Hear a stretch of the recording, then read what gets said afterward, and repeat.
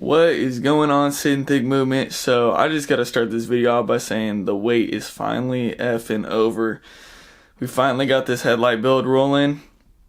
Looks insane. The thing is, I'm recording this after I did the build because everyone knows with the damn external mic, you're gonna screw up once, twice, or maybe even more than that. And I know I've done way more than twice, but you're gonna have a problem where you forget to turn the damn mic on, and that's what I ended up doing.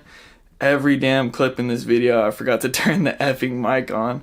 So everything does not have audio.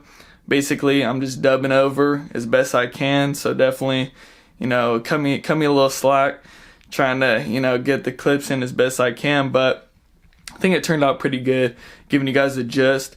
Basically doing a projector retrofit on a second Gen Cummins, but it could be for really anything. The thing with this is, a lot of retrofits, the easy way of doing it is getting the stock housing, and then just usually this little lock washer has 3 points and it'll go right into the stock housing, and then it'll lock in the projector and you won't have to use JB Weld or anything. But in this one, ended up using JB Weld. It's almost really the best method to actually glue in a projector in the damn housing. So we ended up doing that, and I think it turned out pretty insane. I got everything dialed in. I got the height. My truck sits at 42 inches with the leveling kit, so you always want to measure how high the headlight sits. You want to be 25 feet away to actually get a good reading of where it sits. You want to be 2 inches below where your headlight sits. So mine was 40 inches, and I show that in the video.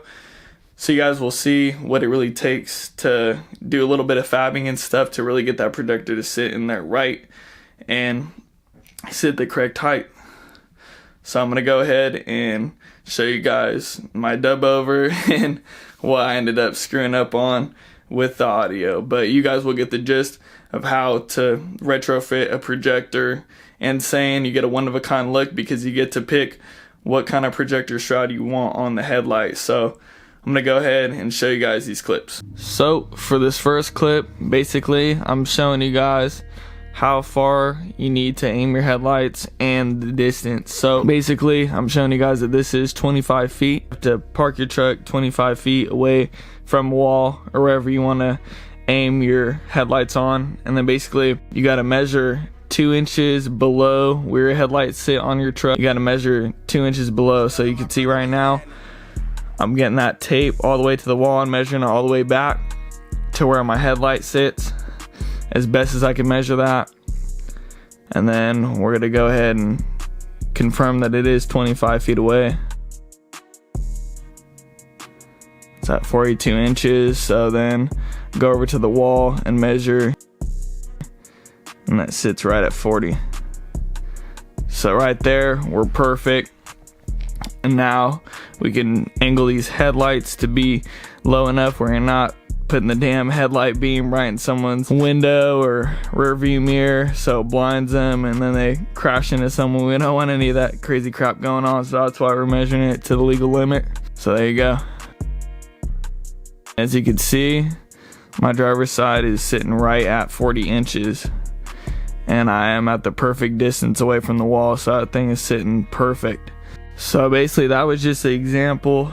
That was the first one I did. Wanted to show you guys basically how this is going to work, how everything's going to come together with the passenger side headlight and how the projectors are going to actually sit in there. Basically right now I'm just showing you that Morimoto 5500K HID headlight.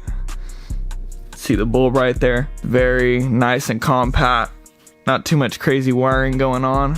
And then right here is the projector itself, and the projector is a mini H1, and that is the only projector that will actually fit in a second gen headlight. The second gen headlight's so slim that is the only thing that will actually fit in there. And I bought the mini D2S first time. That was just a total mistake. That thing was way too big. Even without a shroud around it, it would not fit in the headlight assembly. So I had to send that back, and that's what was part of the reason why it took so damn long to get this headlight build done. But I got everything together, and finally I got that mini H1. I figured that out. That was the one that actually fit. So in this clip I'm showing you that I actually had to harvest the stock harness on the old headlight assembly.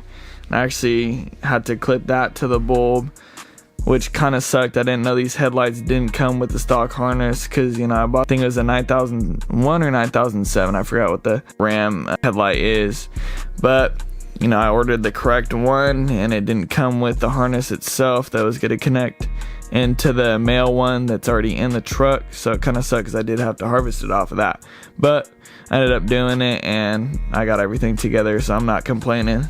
Everything worked out. You know, I thought I was gonna have to actually buy one, but I was just like, I'm not gonna waste the time, so I just harvested it off that. So in this one, I'm basically showing you guys where these screws go in the back of the projector shroud. It's so simple, because a lot of them you actually got to use JB weld to actually get them to stick around the projector itself. This one was so nice because it actually just screwed in, so there's no reason that that thing is going to come apart from the projector. The shroud's just going to stick right to. So in this clip, basically showing you guys that there's no way that you can mount with this specific headlight assembly. There's no way that you can mount the projector in there, allow it to actually, you know, beam at the right height.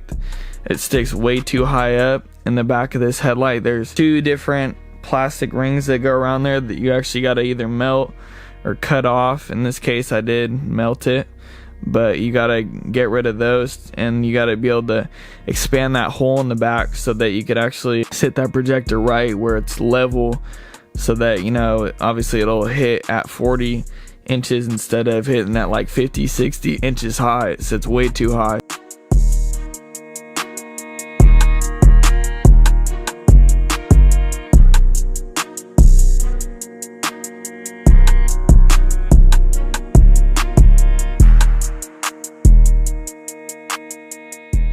So we're at the point now where we cut the two rings around the headlight. We cut both of them all the way down, and so now we're at the point where we could actually file around and widen that hole up so that we could actually sit that projector in there where it's actually going to sit level instead of actually sticking up to where we blind the hell out of people. So we're just basically just you know, making that hole nice and big so we could stick that good old projector in that baby. So there we go. I'm going to show you guys just a little clip of how that's working.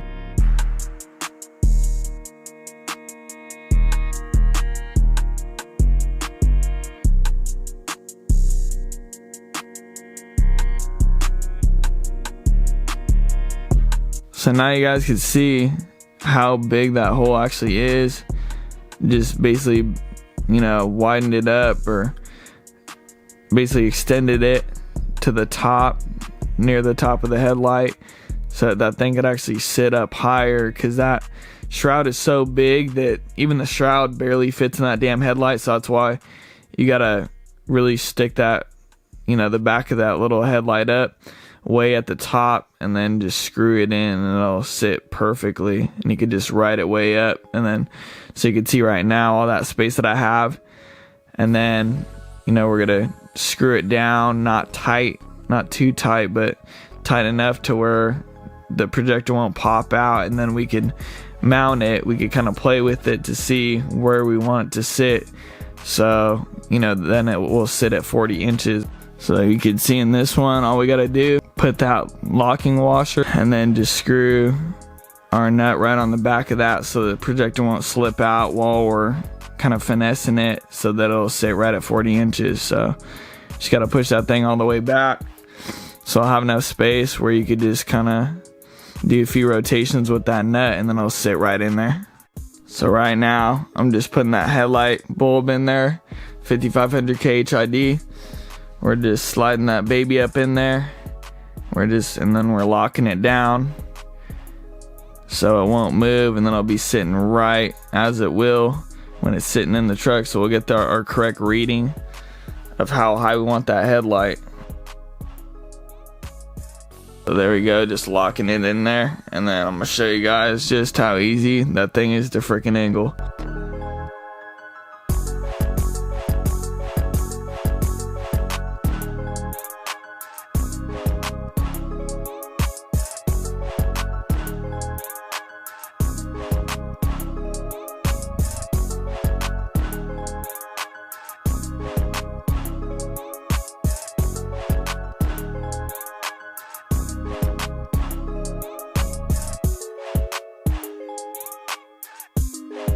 Okay, so yeah, and this one, the other one was sitting way too high. This one was sitting low right when, and then obviously it was off to the side. So see how easy that is? Just got to play with it a little bit.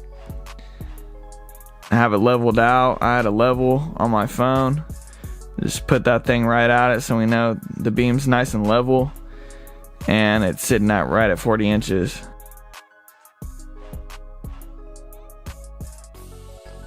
See, there we go. It was sitting just a little too high. I was probably sitting a couple inches over, and now that baby's sitting right at 40 inches.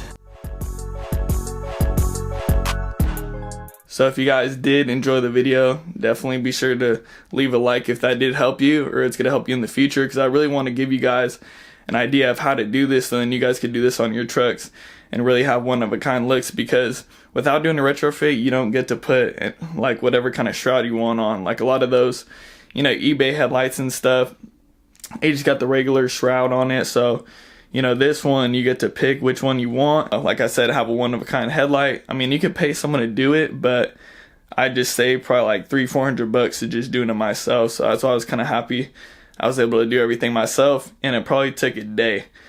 Longest thing was trying to figure out what projector fit in that damn headlight, and that was the Mini H1, not the Mini D2S. I got the D2S, didn't fit, so I got the H1 finally dialed in, and the HID that I wanted to put in there, and everything is set and it's working nice.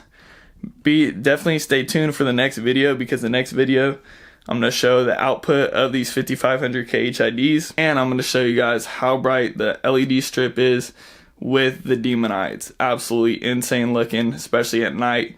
And then even just the HID with the LED strip going, because the LED strip is super bright because it's facing towards you instead of reflecting off anything else. So I'm going to show you guys how everything is looking together in a whole nother video. But definitely, like I said, if this helped you out, or if it's going to help you out, definitely leave a like, subscribe to the channel for more modifications to the second Gen Cummins, and I'm going to catch you guys in the next video.